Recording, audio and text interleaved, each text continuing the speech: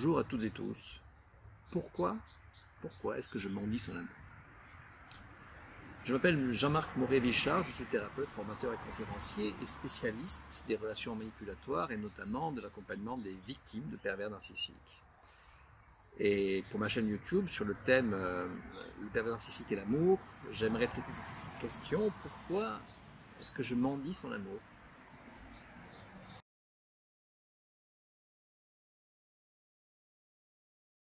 Le problème, c'est que vous croyez que l'amour va vous apporter le bonheur. Vous croyez en cette illusion que l'amour va vous amener le bonheur, que ça va donc venir de l'extérieur, que c'est l'autre incarnant l'amour qui va vous apporter le bonheur. Vous avez en cela subi le conditionnement de notre culture, de notre société, dans lequel on nous fait croire que lorsque la rencontre est là, lorsque la rencontre se fait, et bien ensuite c'est le bonheur tout simplement. Ils se rencontrent et puis ils eurent beaucoup d'enfants, des vécus heureux. Hollywood confirme cette tendance dans la plupart de ses films romantiques.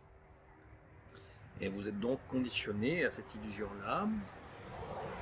Et même alors que la réalité de la relation que vous vivez vous amène vers le malheur, même alors que vous vous sentez dans la souffrance, parfois dans le désespoir, parfois dans le mal-être,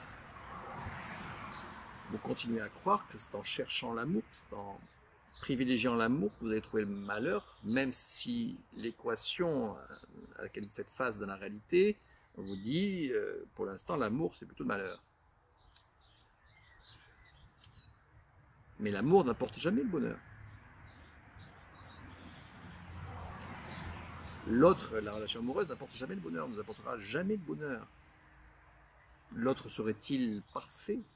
Ne vous apporterait pas le bonheur. Le bonheur dépend de soi, dépend de son regard, de la façon dont on vit le quotidien, dont on vit les événements majeurs de sa vie, dont on se dirige dans sa vie, dépend des choix que l'on fait dans sa vie, des décisions importantes de sa vie. L'amour n'a rien à voir avec cela.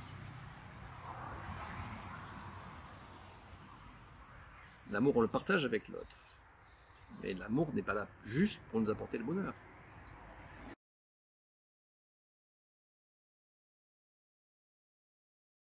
Vous êtes responsable de votre bonheur.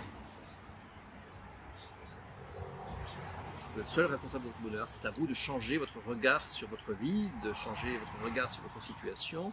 C'est à vous de prendre des décisions pour changer votre situation et pour aller vers votre bonheur. L'autre ne le fera pas à votre place.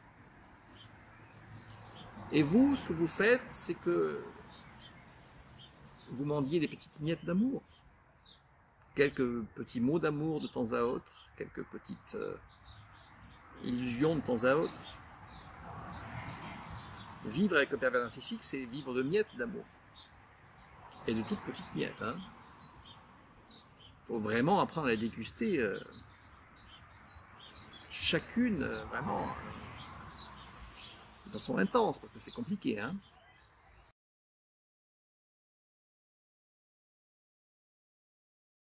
C'est un peu comme si vous étiez une personne ballottée sur les flots de l'océan, face aux vagues de l'océan, et que vous aviez trouvé une bouée en plomb, et que vous accrochiez frénétiquement à cette bouée, en pensant que cette bouée va vous permettre de surnager et de rester au soleil, et de profiter de la vie tranquillement au soleil, en flottant avec facilité. Eh bien non. Alors déjà, si vous êtes attaché, si vous accrochez à une bouée, vous n'apprendrez jamais à vous maintenir seul à la surface. Et donc, si, quelle que soit la bouée à laquelle vous accrochez, si un jour la bouée disparaît, vous plongez sous l'eau. Et puis là, vous avez choisi une bouée en plomb. Et cette bouée, naturellement, vous entraîne vers le fond, vous plongez toujours plus profond. Et vous continuez à croire que c'est justement la bouée qui va vous permettre d'accéder au bonheur. Vraiment.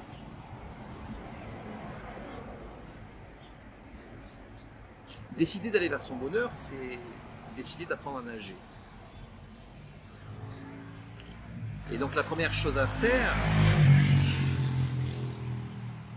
pour aller vers son bonheur, c'est de ne plus accepter les miettes, c'est de ne plus accepter de rester en profondeur sous l'eau, tout au fond de l'eau. De lâcher cette bouée, enfin, pour tâcher de remonter. Alors tâcher de remonter, parfois c'est compliqué, parfois ça prend du temps, parfois il faut évidemment se faire accompagner, parce qu'il se peut que vous ayez ingurgité, avalé le fond de l'eau, une eau saumâtre, et que ça vous fasse souffrir, même si vous essayez de remonter à la surface. Mais la première chose à faire, la première décision à prendre, c'est de lâcher cette bouée.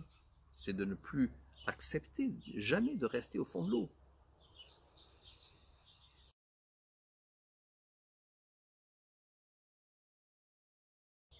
C'est de devenir exigeant avec la vie. C'est de demander à la vie plus. Demander plus de bien-être, plus de joie, plus d'amour, plus de liberté. Si vous acceptez de vivre au fond de l'eau, vous ne nagerez jamais à la surface. Et donc la première chose à faire, c'est de demander plus à la vie, d'être plus exigeant. Exiger de l'amour, vraiment. Exiger de la liberté, vraiment. Du bien-être, vraiment. Et cesser de mendier. Cesser de mendier les miettes.